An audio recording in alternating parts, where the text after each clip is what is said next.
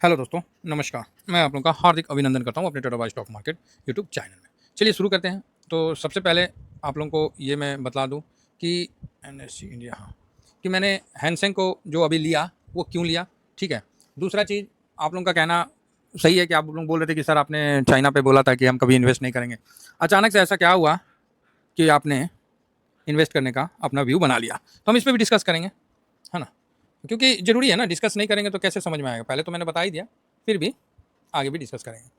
तो चलिए शुरू करते हैं। तो सबसे पहले देखिए, चाइना से हम नाराज़ क्यों थे? तो गलवान वाला इशू हुआ था और वो ज़मीन छेक रहा था और मतलब पीछे मतलब इस तरह का हरकत कर रहा था।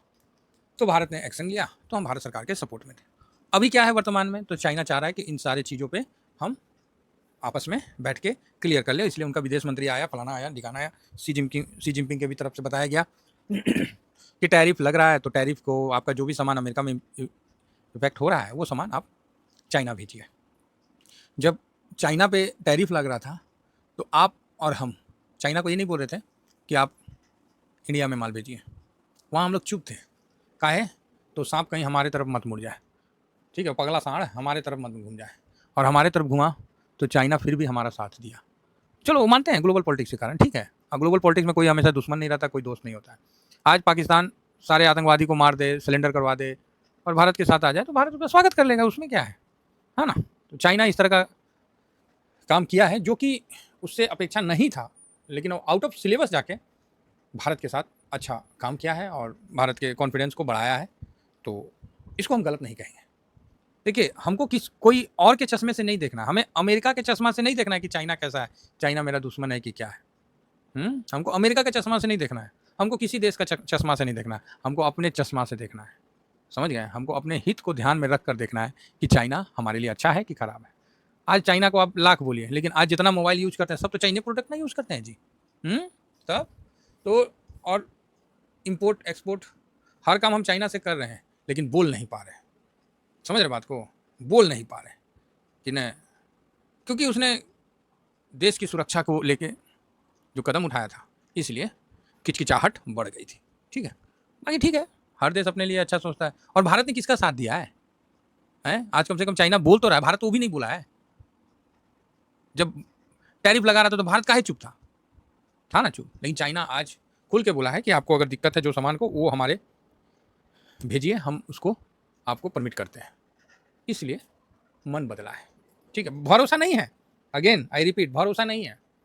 लेकिन चाइना ने अपने प्रोडक्ट पे काफ़ी काम किया है और आज उसका BYD जैसी गाड़ी वर्ल्ड को टक्कर दे रही है। देखिए, ऐसा नहीं है, जो अच्छा है सो अच्छा है। BYD जैसी गाड़ी हिला के रख दिया है, टेस्ला टूस्ला सब, मतलब तो है, दम है चाइना में। और चाइना ने अमेरिका का भी बत्ती बंद कर रखा है। तो कुल मिला के ठीक है, हमारे लिए जितना चाइना है उतना ही अमेरिकन है। अमेरिकन का आदत क्या है कि वो थूक के चाटेंगे, समझे? नहीं देखते हैं कि गांव में एगो ऐसा दलाल टाइप का होता है कि उसको दो झाप मारिए, फिर वो उठ के खड़ा हो जाएगा, बोले हाँ ठीक है भैया, फिर चला जाए, उधर भी पिटाए, फिर लेकिन सबका काम करता रहेगा, उसका खाली बेनिफिट होता रहना चाहिए। आत्मसम्मान वो सब जो है ना, उस प्राणी के अंदर में नहीं है, क्योंकि दल्ला होते हैं वो सब, ठीक है, उन लोगों के वो समय नहीं आता है।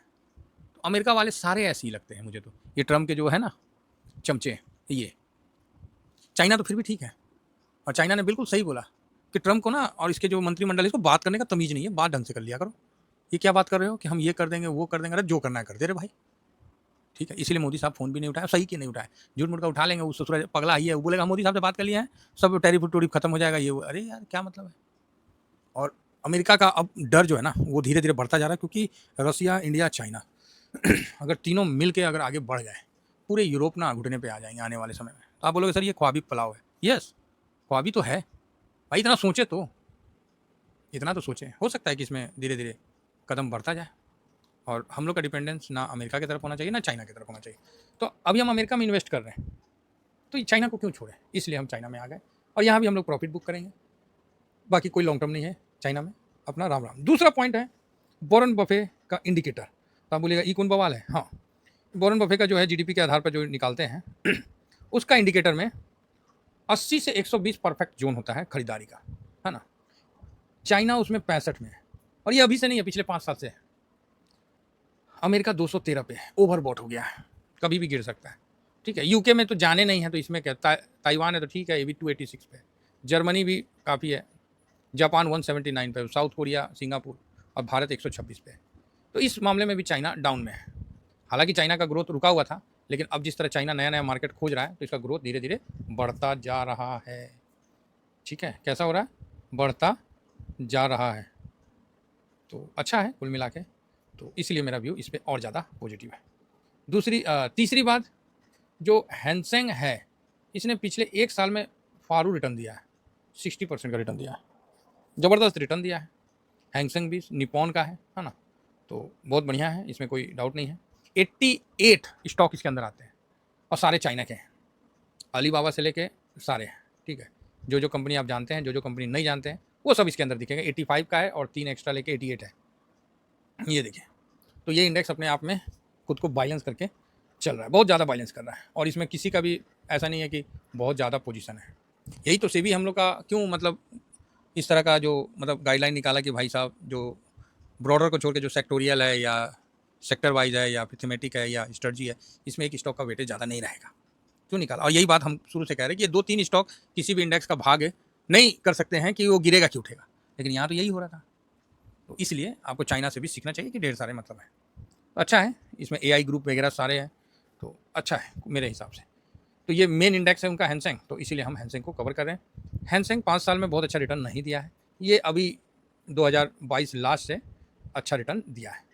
ठीक है, नहीं तो एक तरफा गिरा था, तो इस तरफ से देखिए इसकी गिरावट ना 50-40% तक हमने महसूस किया है, तो काफ़ी गिरावट होता है।